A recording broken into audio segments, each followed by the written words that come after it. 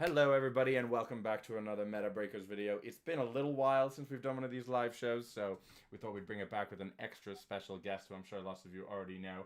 We've got Darren Watson of very many accolades, most recently that we were discussing running the head coach at Onwards AOS. You want to say hi, Darren?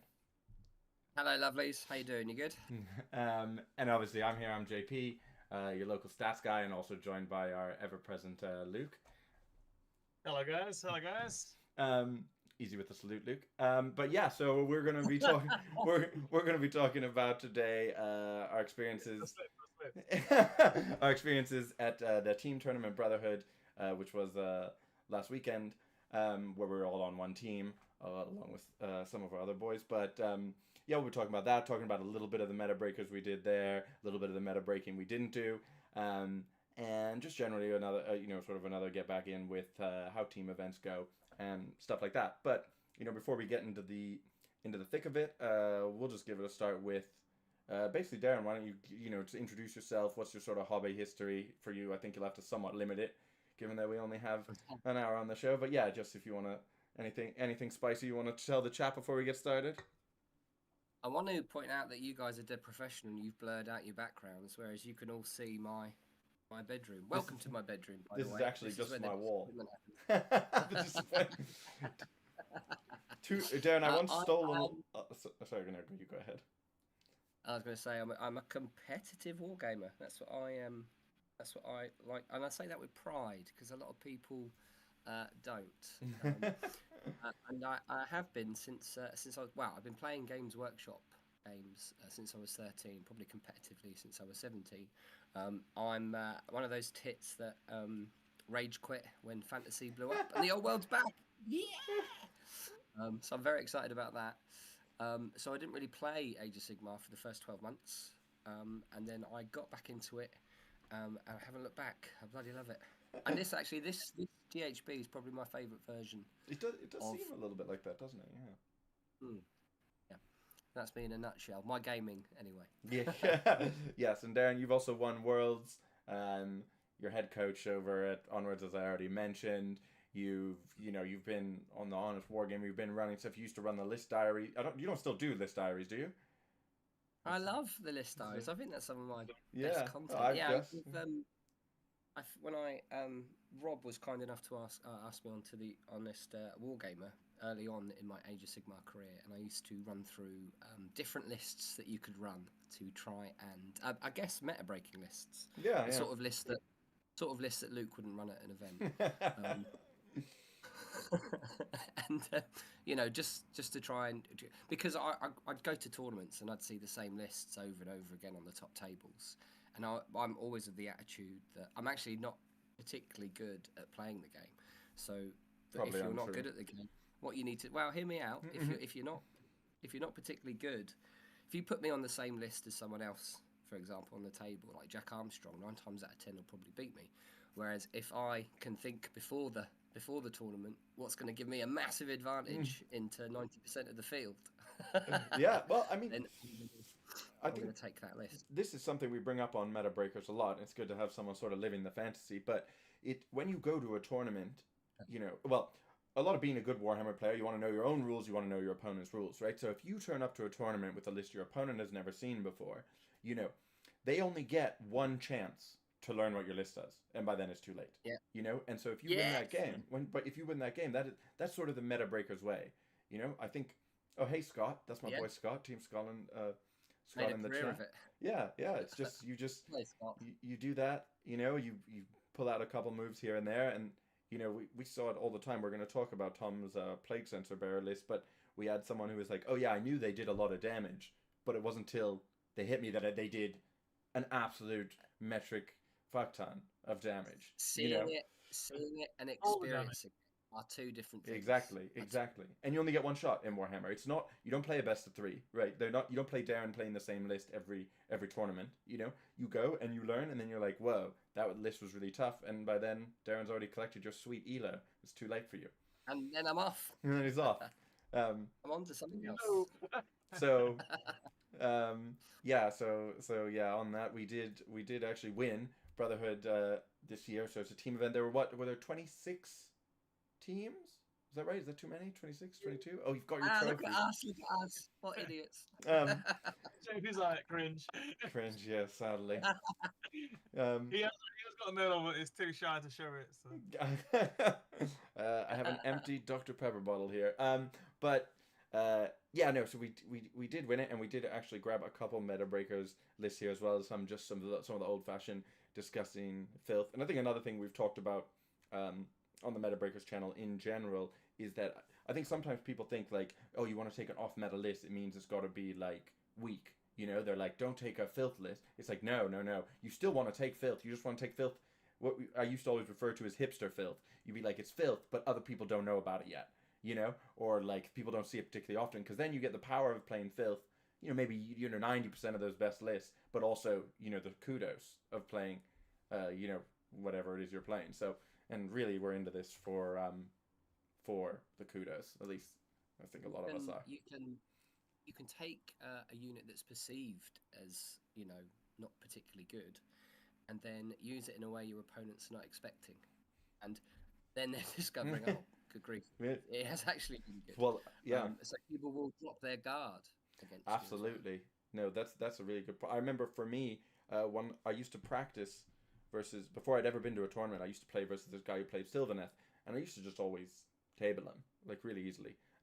And so when I faced Sylvaneth at my first tournament, I was like, oh, this is easy. I always just beat these. And the guy was like, he was just actually good at the game. And I was like, wait a second, Kurnoth Hunters are actually good.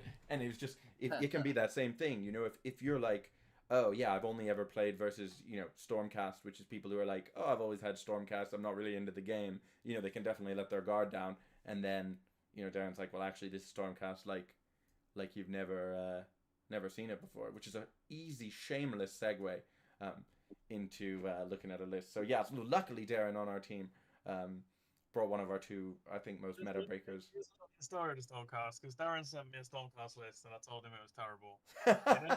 He then went to a tournament and didn't do very well, but then he stuck to his guns and then went on to. He'll talk about how well he's done, but yeah, he's proved me wrong eventually. Well, you say he didn't do very well. I counter that.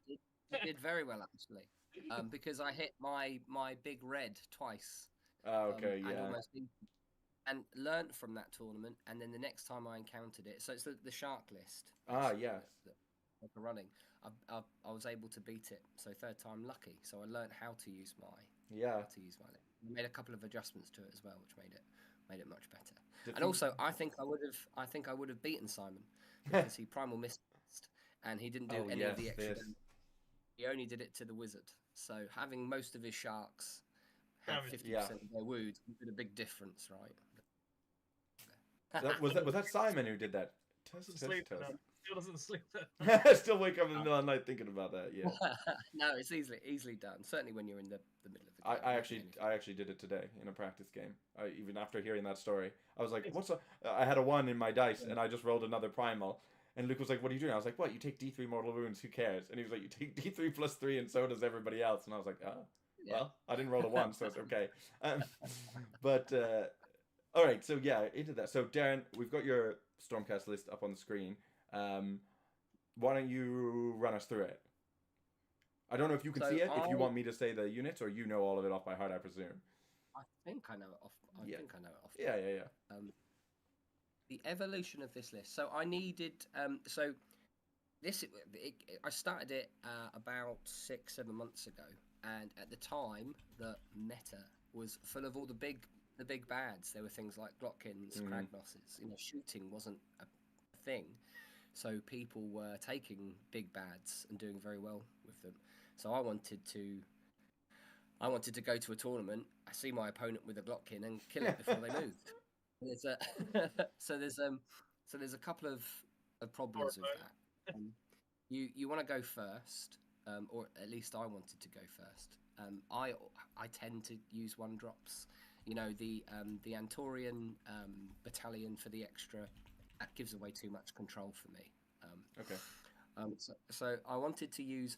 I'm getting older now, and at the beginning of the year I was running Khorne, and it was just too complicated, or I wasn't enjoying I could run it, but I wasn't enjoying it. I was tired at the end of my games, you know. Yeah. Whereas before, I'd feel elated from gaming. I was tired after games, and that's no way to live, is it?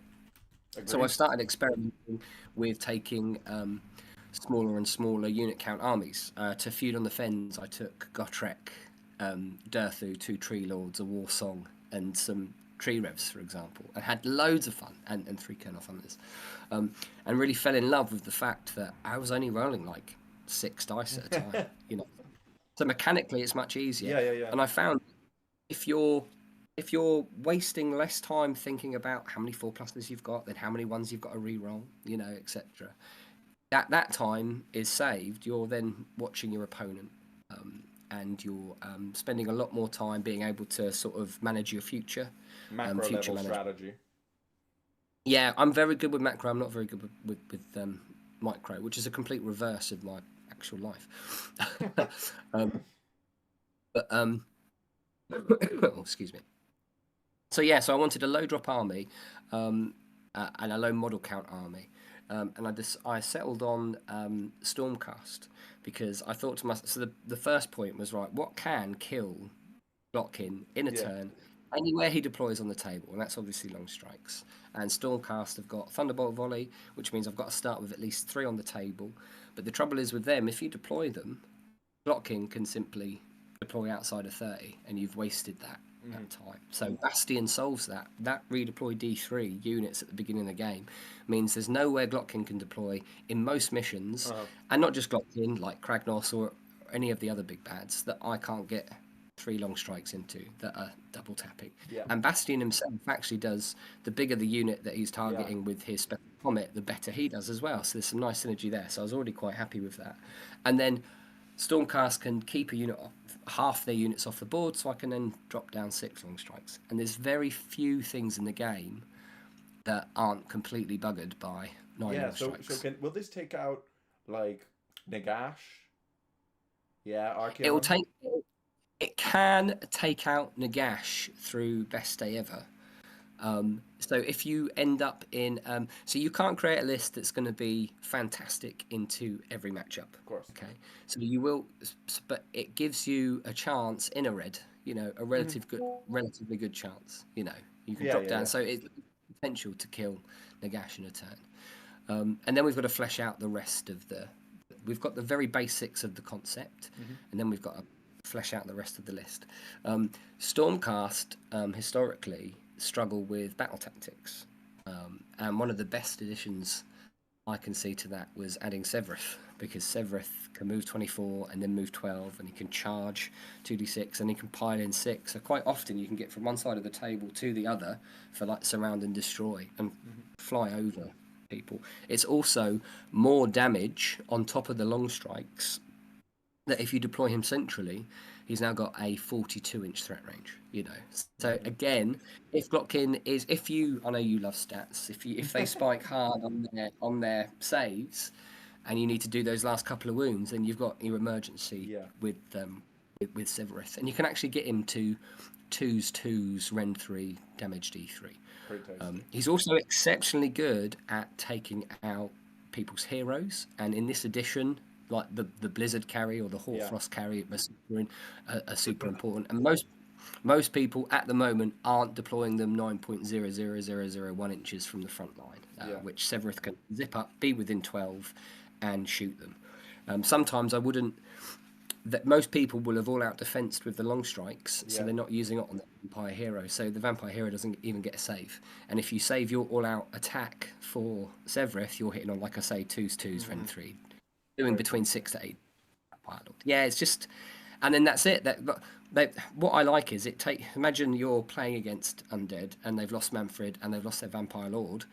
Now they've got to play without their toys from turn 1. You know, that's probably not a situation that they've practiced a great deal. You know, so even if they have got the numerical advantage because they've got loads of zombies, which is obviously a terrible matchup for me. Sometimes you win games because your opponent's just their head's gone.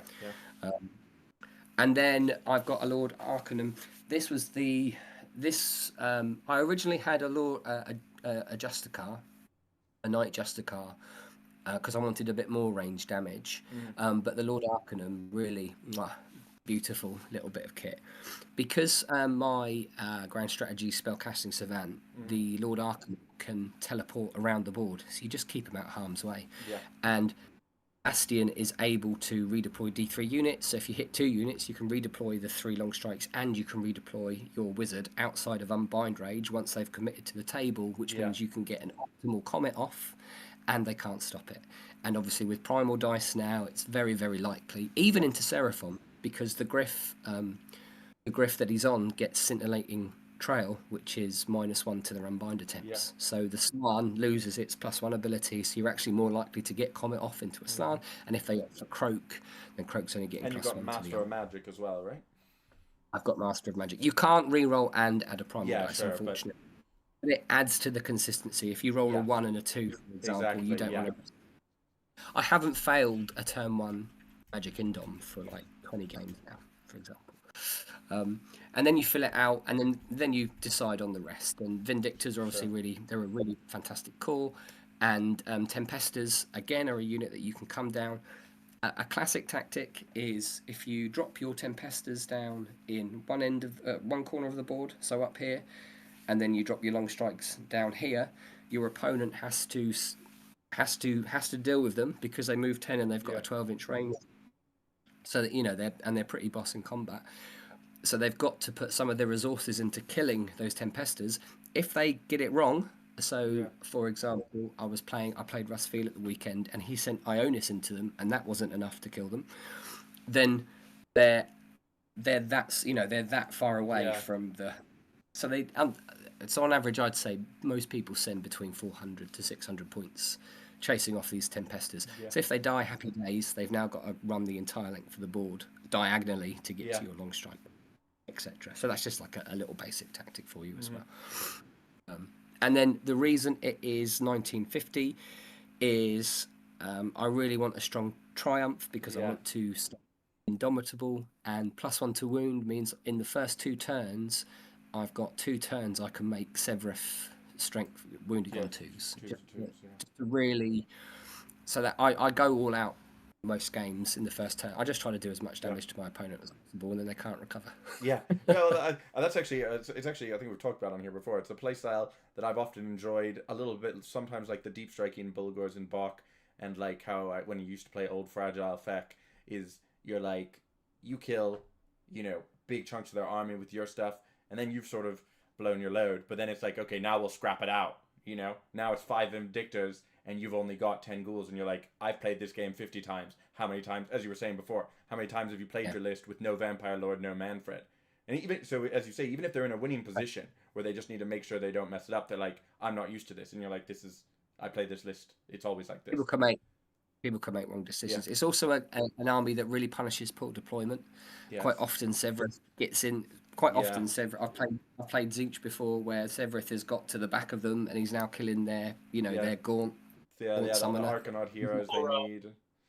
Yeah, exactly. Another thing about Severeth as well is that Gits were quite big in the UK meta, and obviously Severeth has got a 3+ destroy the Loon Shrine. Yes. And if you kill your opponent's Loon Shrine in the first turn, then they're not very happy whatsoever. Head immediately gone as well. And I think Severeth also ties in a little bit with that. I remember it used to be like that with Royal Mordants, the free move battalion for Old Feck, where you'd be like, I'm going to tell you how far he goes, and your opponent's like, yeah, okay, but they're in their head. They're still just imagining sort of a straight line going through their screens. But you're like, I can actually just go here and then here, and now I'm behind your army. And then a 2d6 charge or whatever. And they're like, oh, I see, you did mean really fast. And you're like, yeah, I did. That's what I meant. The more options you have, the more options your opponent will miss. Yeah. And the more they're thinking about what your Severeth can possibly do, they're not thinking about where you're going to be bringing down your Tempesters or things like that. Absolutely. Yeah. So there's a lot of tricks, and as with most good AOS lists, it's got a lot of strong value, a lot of damage, a lot of single target. And at the time as well, Stormcast weren't considered like Luke saw Stormcast in shit terrible. Get rid of it. That's what Luke says about everything. Play Seraphon. And I was like, no, I'll use this and I'll win with it. It's a cool list. It's a cool list. I was considering playing it, but then I felt bad about maybe playing the same list as multiple other people at the event. So probably not going to do that. But maybe one day, maybe when you stop playing it, Darren, I'll bust it back out. Do it, because you might find some gold with it. Promise I've got no crime. Promise I You won't. take it. But and then all right, we will also get into this second Metabreakers list, which is Tom's Skaven list, which I also think is really cool. And I also considered both. I saw basically both of you guys playing your list, and I was like, whoa, I want to be like you, Dad. The original creator, not Stuart. Yeah. So Luke wrote this list basically from scratch with zero help. I believe the current narrative that we're pushing on this channel. So that's the party line. But yeah, Luke, why don't you take us through this Skaven list, which is actually, it's really cool. It harkens back a lot to like old world Skaven list, but it's also just massively nasty on the table from watching it go. So yeah, Luke, why don't you talk us through this list a little bit? The Skaven list is weird, right? Because it probably was already good before the scroll. Mm-hmm. So the scroll just come out, and then the bell went down, and lots of things went down, and you could squeeze lots of things in. Well, how the bell worked as well changed. You could now Yes. you didn't need to push it. You can move, That's yeah. But this list probably could still work. Looking back, could still work even with those. Those changes obviously made it a lot stronger. Mm-hmm. It's just so many bodies. The damage is incredible from the sensor bearers. Yeah, they get +2 attacks and rend and 1 million damage, and they fight on death. They're really nasty. Yeah, because we were like, is it a Metabreakers list? But like, it is really, because yeah, it's not. No one else is. Yeah. So it's only really Tom, and then Richie been using it. Richie won an event recently with it, but nobody's tried to pick it up really and spam it like most meta lists. So yeah. I think it requires a brain to use, though, doesn't it? Yeah, so I think that's always. Well, I don't think I would enjoy using it. Like Darren says, go into an elite army where you can think about playing the game more and less about your army. Yeah, it's definitely it's definitely a different way of playing. Yeah. Absolutely. And I would on the brain. This list, you've got it takes a lot of resources from you physically as well. Yeah. If you ever watch Tom on stream on Warhammer, you can see it taking chunks out of him every game. Just from pushing this army around. Well, yeah, it's fragile bodies, right? Like, I think a hallmark that you've often seen of the best armies in a meta are they've got really high damage, really high tankiness in the same unit. They're just like right now Fusiliers. If you're like a block of 30 Fusiliers, you're like, it's really good at shooting. It's really hard to kill.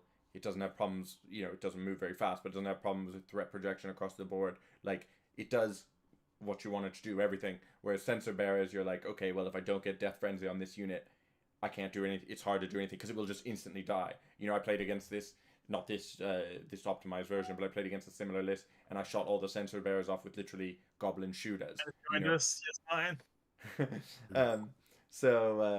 So yeah, I think that definitely is it's a tough list in the micro sense. Though in some ways that can sometimes be easier in the macro sense, where you have games where you're just like, I deploy in a big castle, I move in a big castle, and now if I play the micro right, they can't beat me. They're not strong enough. But as you say, those are different sort of ways of playing that'll appeal to different people. It's got some nice get out of jail free things as well. If you don't, if your opponent like doesn't do enough damage to a bell to kill it, you leave it with 1 or 2 wounds, then you get a Vermin Lord. I think that's a fun thing to talk about, because Tom didn't even summon any Vermin Lords. He's winning these games, and he's like, oh yeah, that was a pretty tight game, but I won it. And you're like, technically, there's 3 Vermin Lords in the bank in this list. Like that, you're just like, oh yeah, 2,600 points, I guess, if I need.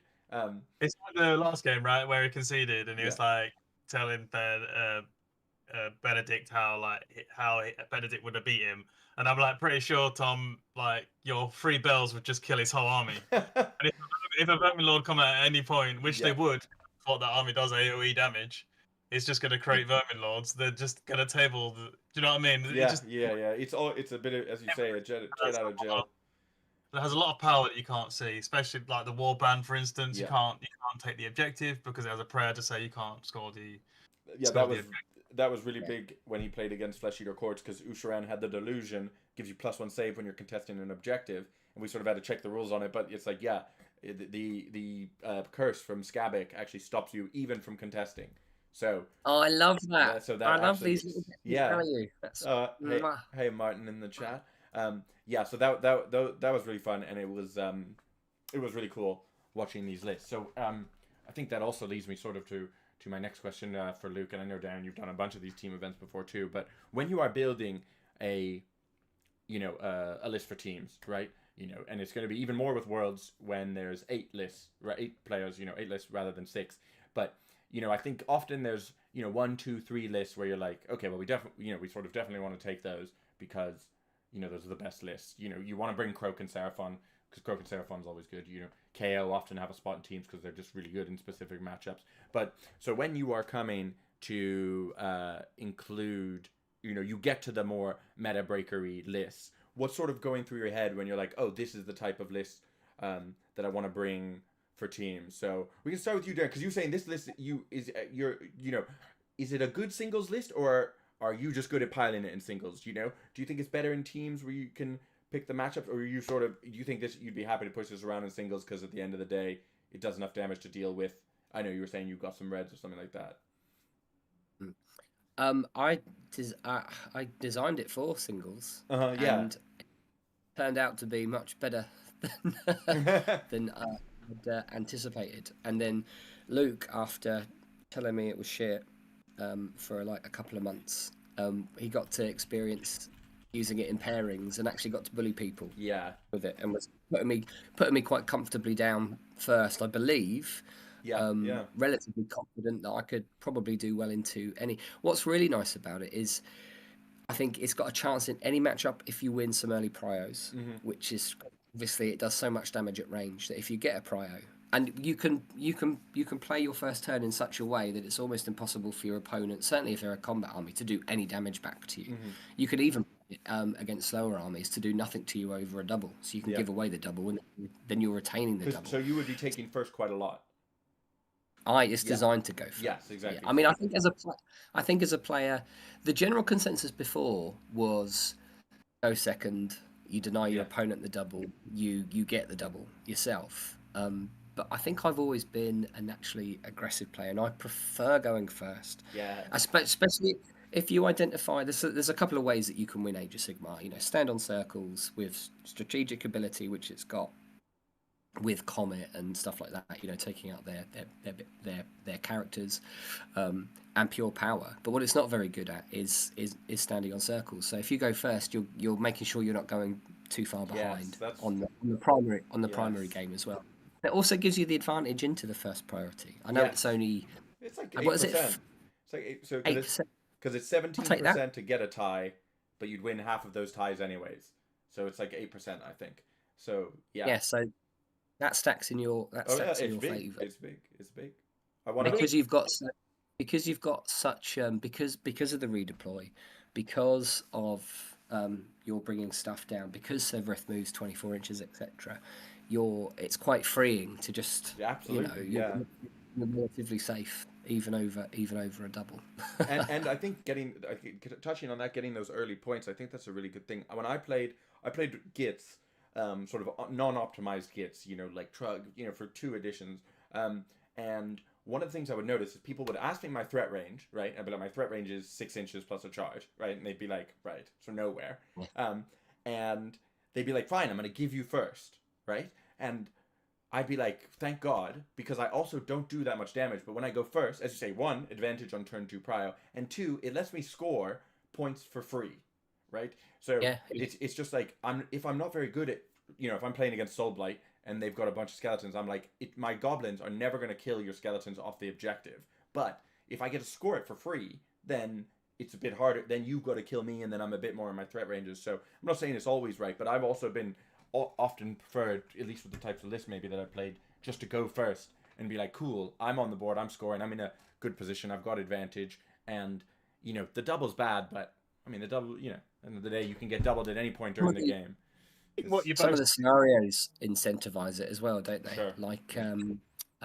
Like limited resources and Nexus collapse. Yeah, Nexus collapse. You know. Yeah, that's a big one. One little trick I really love about the redeploy. I know I'm kicking the shit out of it, but what I really like about Nexus collapse is deploying on the circles. Then your opponent sees that you've deployed on the circles, so they deploy on the circles, and then you redeploy off the circle. Or if they deploy on 2, then you deploy. You redeploy on 1. So you can, because your plan is to obviously go. Or my plan is to go behind, so you can take the middle, the middle ones, etc. That's a nice. I love it. Can do that, I guess. Can Neferata do the same thing with her redeploy? I forget if that's at a different stage of the game, but yeah, no, that is a nice trick. And I think also in terms of what we touched on there, where you were saying it was useful in pairings. Like for people who don't know, in teams events, when you decide who's going to play against who, there's sort of this pairings mini game, where you're sort of a little bit of pokering each other, with some bluffing or whatever. And one thing we did is we put Darren's list down first in one of our rounds because we were basically banking. Darren was sort of sitting there, and I was looking at the matrix, and I was like, Darren's got 4 green matchups and 2 red matchups, right? And I was like, I don't think they know the 2 red matchups that are for Darren's list. So I think if we put Darren down first, they're not going to pick the 2 reds, and they didn't. And so then we got a good matchup there, which also allowed us to get better matchups through the thing. And that's just another advantage, similar to what we were saying before. It's like, oh, maybe if they did pairings again, they'd be like, right, actually, now that I've seen, they talk to Russ, they're like, what's his list do? You're like, oh, I think maybe they have a better idea at those reds. But if you're only playing that team once, you're like, cool, we've gotten a big, sort of gone in, a little bit of shock and awe on even in the pairing stage, and then that advantage actually propagated through the round. They expected cities down. They did. They were beating us on the missions, for sure. Yes. 3 shooting armies. On Frigid Zephyr, yeah. And so we knew we couldn't go into Frigid Zephyr, and so they expected us to put cities down first to avoid Zephyr, but we actually managed to get away with putting Darren's down list, and then we got cities into a better matchup you see here, and so that basically all just went really nicely for us. And again, that's thanks to someone who's not technically on the Metabreakers channel actually doing something in Metabreakers for once. But yeah, so Luke, what would you say when you're looking at the spread of lists that you have for a team event? What are you like? List first? Are you just like, look, what are other like broken lists we can put in here? Are you like, oh, there's a bit of a gap in the team? I mean, I imagine the answer is sort of a combination, but my question really is just, how do you find like Metabreakers lists? Those last lists you're adding to your team event. What are you thinking about when you're thinking about the list to round out your team composition, basically? So I always, as you two speaking about your armies, right, is that you just got to trust your players. Generally, you do have to have at least one of the lists that is, the obvious thing. So that has just been me, because most of my players on the England team don't want to play what is the obvious broken army. So, like at Belgium, I just took Glockin and the monsters because it's obviously good. So I picked it up. Carnage, nobody wanted to use Gits, so I just used the Gits. And then the Brotherhood, we did the cities list, right? I mean, I'm surprised it wasn't on every team, but that list, it was very strong. As we go on, it was ridiculous. Nobody wanted to play me. We tried to get me into the good list, right? But nobody would take it up. And they would feed me their weakest army, essentially. But that's so generally, you've just got to trust your players. So I don't think you have to have the best lists. I don't think you have to build a team, have the best lists and armies. As Darren's proven, he loves his list. He's passionate about his list. He's just described his list, but that isn't going to work for everybody. Somebody else who just picks Darren's army up isn't going to go like 5. Well, they might do if they've had lots of practice with it. But it's like a Darren army, or like you with the Trogs, right? You still won games because you're passionate about the army. So you do have to trust your players. Just copy and pasting the latest filth isn't going to work for everybody. We actually had that for Scotland at Worlds. We had a couple of lists that, I mean, really it was probably largely my decision, was a couple of lists that I was like, these lists are strong and I sort of think they suit the player. We did a little bit of switching to last minute, didn't get maybe the reps in that we could have, and then you're like, oh, it actually doesn't deliver as much as it does, you know, when I saw, you know, this other guy using it or whatever. So yeah, I think that's probably a really good point. That it's like the Skaven. Yeah. I had the Skaven list. I said to Tom, look, do you like this list? Do you want to try it? We had a game with it. He smashed me, and then that was it. Like, yeah. He said he's had those models for like 20 years as well. I think. Anybody can play. Not anybody can play the army. Yeah. So it's like that. We took 2 teams to Brotherhood, and every single person had a different faction. Yes. Not like a different list in the faction. It was 12 factions that we took. Right. They're not even like 2 Stormcast or 2. It just shows that the game is in such a good place now. There's going to be a strong army in every faction. So list-wise, I think you probably could get away with having maybe 4 different lists to everybody else, and then 2 of them obviously the common. Yeah. List confidence is a thing as well. Like, I was confident that list is for me. It's designed for me. You know how I play. I'm a child, so I need to kill stuff to keep me engaged in the game. I know that about me. So I'm not very good with castle builds. But if you're like, you have to use a castle build because I want you to be the stodge player. Like, I'm gonna get bored halfway through that game, and I'm gonna lose you. I'm gonna lose you points. You know, I might not necessarily lose the games, but I will leak some points. I think list confidence is really important. It's like Tom in the chat, like when you said you want to kill the biggest model, it's like, smash. Yeah, exactly. Just thing on there. I definitely. I had a thing where when I played Change Host for a while, one thing I would find is like it was a very good control, and I played Host Duplicitous. I had no damage anywhere in the list, right?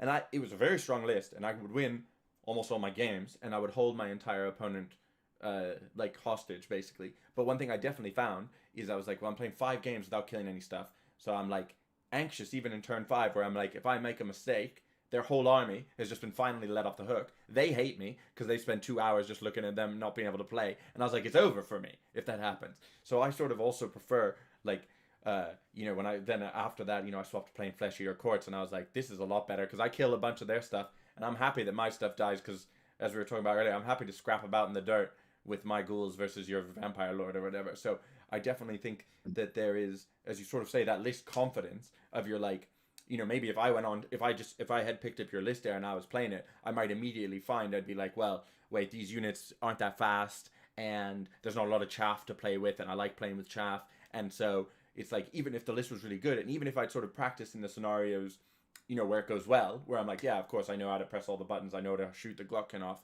It's like when you get into tough spots where you're making marginal decision plays, I'm not going to have the same experience that, you know, I would have playing another list where I'm like, oh yeah, you know, like I'm thinking about playing Soulblight now. I'm like, okay, I know how to scrap it out with a bunch of, you know, low power units on 25 mil bases. I've been doing that every army I've ever played. So I think, as you say, that like Terminator has the list confidence, that sort of playstyle confidence. I think that's a really good point. I think that is important. It's not just us to do it, right? Like Denmark, when we had Denmark when they won Worlds, they had like 2-3 armies with the obvious broken list. Yeah. And then all the other armies were just like special to their player. Yeah. And it worked for them, right? So it just like I think just copy and pasting it isn't going to ever get you the win. I think the Spanish sometimes will take a lot of the known meta lists, and they do well. But I think to go to the next level, you definitely have to add your own spice. Yeah, agreed. I think also in terms of developing yourself as a player, right? You're going to, if there are certain strategies and playstyles that you gravitate towards, it's like, why wouldn't you build a list that does that as well? And you know, there's nothing wrong with net listing, right? I don't have a problem with you being like, oh, I want to win, I want to get the best list. But I think you can do that. One, pick one that you like. You know, there are a bunch of net lists out there that are all really good. You know, pick one you like. And then 2, you can let that evolve with you. You know, you can be like, I think sometimes people can think, we were talking about this at Brotherhood, but I remember Tom Maudsley won an event with his KO, right? He went 5-0, won the event, and people in our Scotland WhatsApp chat were like, oh, why did he take this specific thing? Like, this seems weird. Oh, I guess he took it because of this. I guess he took it because of this. Then he went on a YouTube interview, and he was like, I would never take that again. That was a mistake. And so it's like for you, there is wiggle room. If someone's like, oh, you see Darren's list and you're like, I love Stormcast shooting this, and you take it and you're like, I just never get the mileage that Darren talks about out of Severith, right? Maybe you play a different way Darren does, and you're like, I'm actually going to include whatever it is. It's like, just do it. The list isn't perfect. The lists aren't perfect to start with. It's like you can take it and you can evolve it, into a way that suits you better or is just different. Sometimes there isn't a better option. Luke and I were talking about Soulblight lists. It's like, oh, do you want to take anti-shooting or anti-melee? And you're like, you can't tell before you go to a singles event which you're going to be playing against. So just, lean into that stuff and, explore the books, make some changes. It'll make you better at understanding the game. You'll have more fun. I think you can make a relative judgment call on that, whether you're going to see melee or shooting. I always, if I'm going to an event, I'll look at the last two missions 4 and 5. My list has got to be a green into those, or it's not good enough for the event. Sure. And then I'll make a list of maybe the top 5 lists I expect to see. So, and that's why. Do I want to be anti-melee? Do I want to be anti-shooting? Because those will be you don't, in the first couple of games, you don't necessarily need to be anti-shooting if you end up into melee, because they should be your easier games. So you concentrate at the end of the event, if you're aiming big. Yes, I think that's good. So I'll take anti-shooting so that I can take Darren out game 5. Darren, how easy is it? I got Dan Bradley joining us as well now. Oh no! Wait, what's he ship posting? Trick screen game Big over. He's playing square bases. Stop playing square bases. Yeah, square bases. This is what we want. Yeah. This is the last AOS video you'll ever see on YouTube before Old World comes out. I converted my own Grail Knights. Look. No. Use them as converted FEC models. They're more bag knights now, sadly, Darren. No, yeah, I mean, that's really good. I think we often wrap these things up by a question I like to ask to our guests, none of which obviously have been as esteemed as Darren until now. If you were giving advice to someone who's just getting into team events or like writing their own lists or going to captain their own team, what are just some bits of advice you'd give to them? So they know how Warhammer works and all that stuff, but they're like, oh, I want to get into going to team events, becoming a bit more competitive, getting my friends around. What's the sort of advice you would give them? Get involved. It's fucking brilliant. Get involved in all of it. Like, get involved in decide who's captain, and then if you're not the captain, you're the team player. Then make sure that you support your captain as much as possible, because it's tough at the top. I've been captain, and it's basically managing people's egos. And Luke's doing a really good job of managing mine whenever he's my captain. But so don't give your captain a hard time, because it's a difficult job unless you've got the nuts to do it yourself, right? If you are captain, then trust your players. Try not to put your own mark on too many people. Like it's their event as well. So you've got to find a nice balance on it. For example, Luke was very, very keen that I would run this particular Seraphon list that he'd seen doing really well in other events, and I respected it. I tried it, and I said, it's just not for me. I'm going to try this, and he let me do it. But get involved in all aspects of it. Get together with your mates, like talk, chat, Discord groups, WhatsApp. Get excited, get involved. They're brilliant. They're the best way to play Warhammer. You lose together, you win. It really is fun, Team Warhammer. It really I find it enhances the best parts of Warhammer, like chatting about it, getting excited about it. Your friend who has to read your 300 Forest Folk lists, who used to hate it, is now at least partially invested because you're on his team. It's all really good. We've got OJ with us. It says just change the artifact, or in fantasy. That's what people do to me. Livid. And also, almost forgot this, but if you are looking to get into team events or other forms of more competitive Warhammer, you can definitely check out Darren and all his coaches at Onwards AOS. That's your Twitter handle, right? At Onwards AOS. I'm sure if you Google Onwards AOS, it is. They offer a variety of expert coaching services to fit anyone. I always feel too crass doing that myself. Yeah, Darren didn't want to do it himself because he doesn't have enough red, white, and blue American blood in him to just sell out as hard as you can. But it's great, and I hear nothing but good things about it except for the stuff that I say about it. So that's very fair. Oh, bless you. But Nathan Watson, right?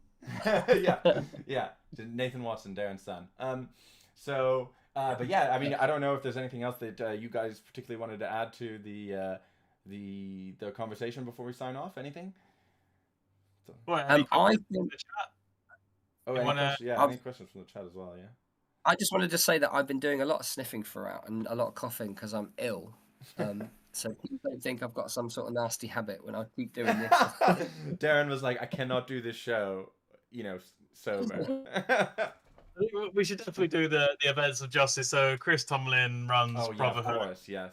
It sells out every single time. I think sometimes it just sells out without even going on Twitter. It's just already sold out because the 22 captains just buy a ticket.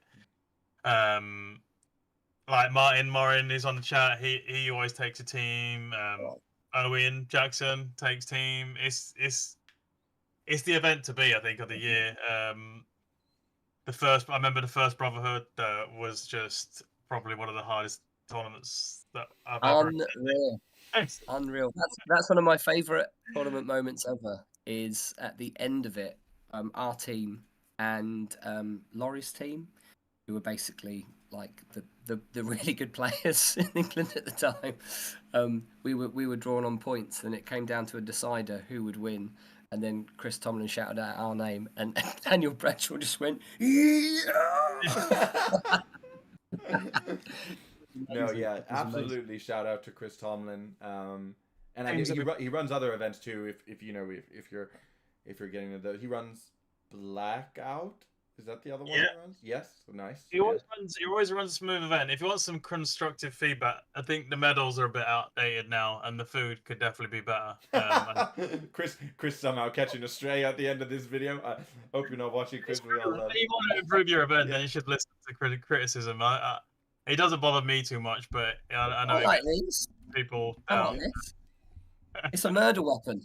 Professor Plum with Chris Tomlin's trophy in the library. We definitely need to shout out beating the other England team 6-0 because they got. All right, this is clearly descended beyond the point, but beyond the point of usefulness. I just want to say thanks a lot to all of chat for tuning in. Remember to like and subscribe and all that good stuff. A big thanks to Darren, obviously, for coming on and chatting with us, lending some legitimacy to the Metabreakers title. And then JP, when is Luke going to use an actual Metabreakers list? I think never. I think honestly the meme is too good, and it's just I'll just keep playing Trug, and you keep doing whatever it is you do. Yeah, break this out to everybody else. So there's none left for me to use. It's not fair. Luke, I think breaking the meta can have two. It has two distinct forms, both of which I firmly support, which is one, breaking the meta by going outside the meta, right? And being like, oh yeah, Darren, your Stormcast list. But then there's also the meta breaking aspect of like, if you just bring the biggest, baddest list in the meta, you will crack it open. You're just like, yeah, this is better than everything else in the meta. That is also, in a way, meta breaking. That is legally allowable as meta breaking. Yes. Okay. Perfect. And on that note, that's all from me. I want to say bye. Yeah. Thanks to everybody for tuning in. Thanks, Darren. Thanks, guys. Yeah.